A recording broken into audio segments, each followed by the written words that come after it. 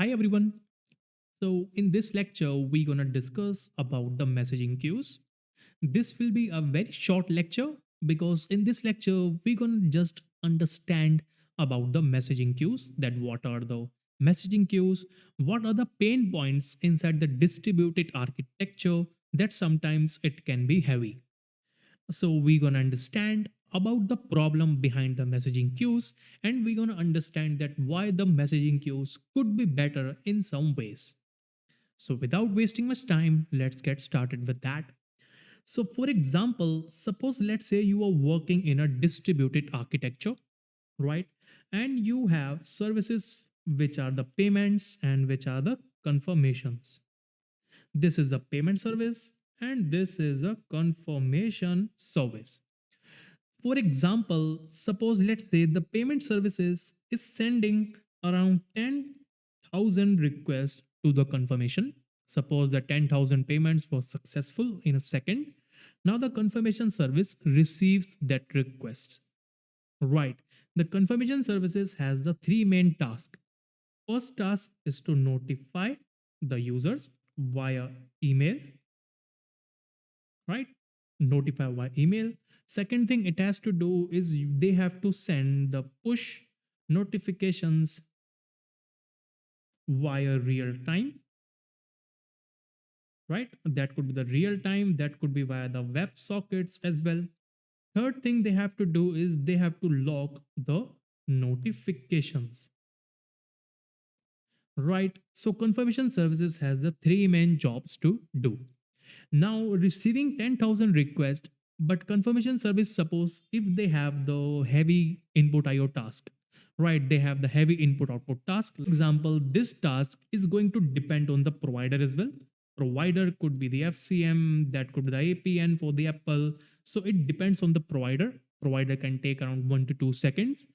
And this real-time updates can be quick, but still it depends on the IO, it depends on the threads. Again, the logging again depends on the DB. That could be the MongoDB, SQL, or it can be the caching as well. So confirmation service, let's say it completes around 10 requests per second, right? It completes around 10 requests per second. So how you gonna handle that? Now you will say we can handle that by creating another instance of the confirmation, but still now you have 10 to 20 requests per second. But now you are managing one another instance. One another instance means you have more RAM, right? You have the more RAM needed and you have the more resource needed. Like now you need around two more processors inside your server and a lot more. Still, you have 20 requests per second load, and again, the requests are 10,000. Still, it is going to take a lot of time, right? So, or the problems here is first problem is we have the direct calls, right? They have the direct calls, like they send a request, it completes, they receive a response with that. So, this is the endless loop, right? This is the endless loop which is going to continue. So, the payment service will always be busy, the confirmation service will always be busy.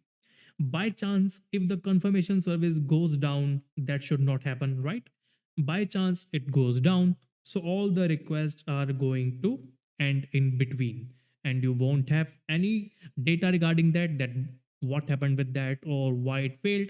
But still all the services are going to fail, all the confirmations are going to fail, right? So after that, the first problem is they have the direct calls. Second problem they have is they will have the input output spikes,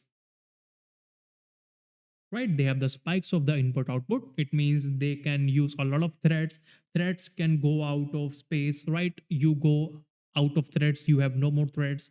There could be the issue of the RAM as well, right? There could be the issue of the threads.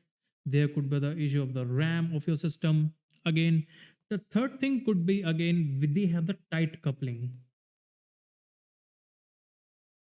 right? The tight coupling, they have the one request, one move on. So, some request can have something which is a timeouts as well, right? They have their timeouts. Suppose around 10 requests per second are going to come. You have the 10,000 request. It means it is going to complete the 10,000 within 1,000 seconds, right? So some request can go out with that. They can time out. So these are the problems with that, right? The problems with using the normal architecture, right?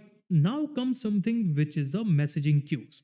We have to understand that what is messaging queues, right? They have the messaging queues. Messaging queues, what happens is in the queues, we have something which is a producer, we have something which is a consumer.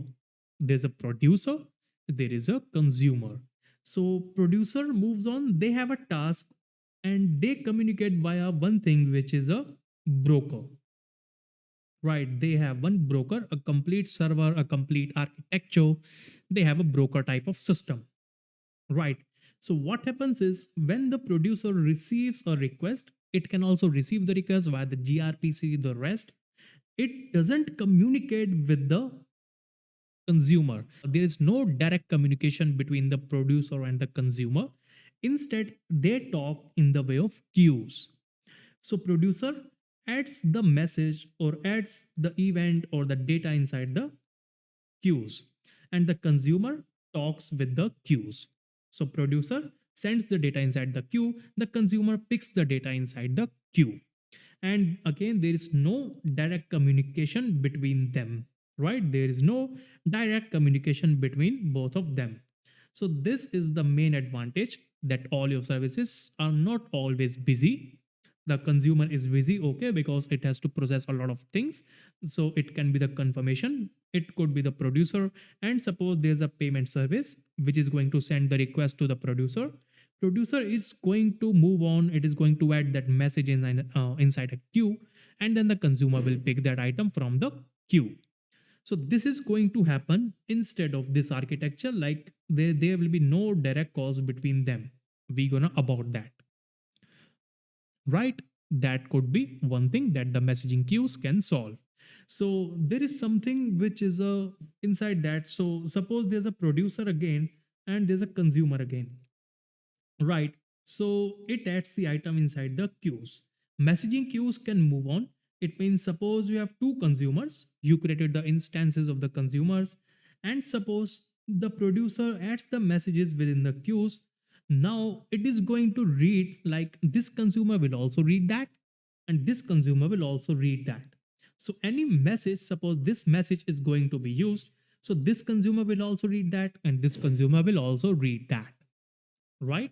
So that happens within the queues. It means there could be the chance of there could be the duplicacy, right? There could be the chance of the duplicacy, right? There is the case of at least once. You can just have a quick check of the duplicacy as well by storing that within the DB, by having the Redis memory. So you can easily solve that. Another thing inside that within the messaging queues, we have something which is another type of queues, which is a point to point queues. So point to point queues, let me create that again. There's point to point queues, right? What happens within the point to point queues is it is very simple. So like this architecture, there is a producer and there are the consumers, right? So there are the consumers, right? Now the producer adds the messages inside the queues, right? Now this queue is going to be read exactly once.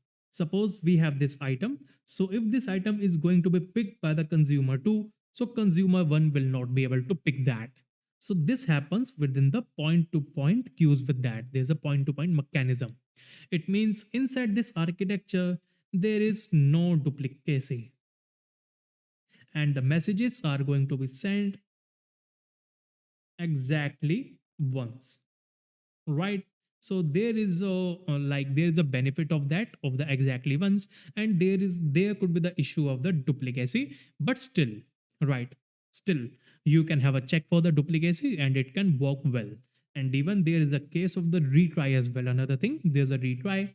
By chance, if this queue is failed inside that, this consumer failed that, there are the chance of the retry.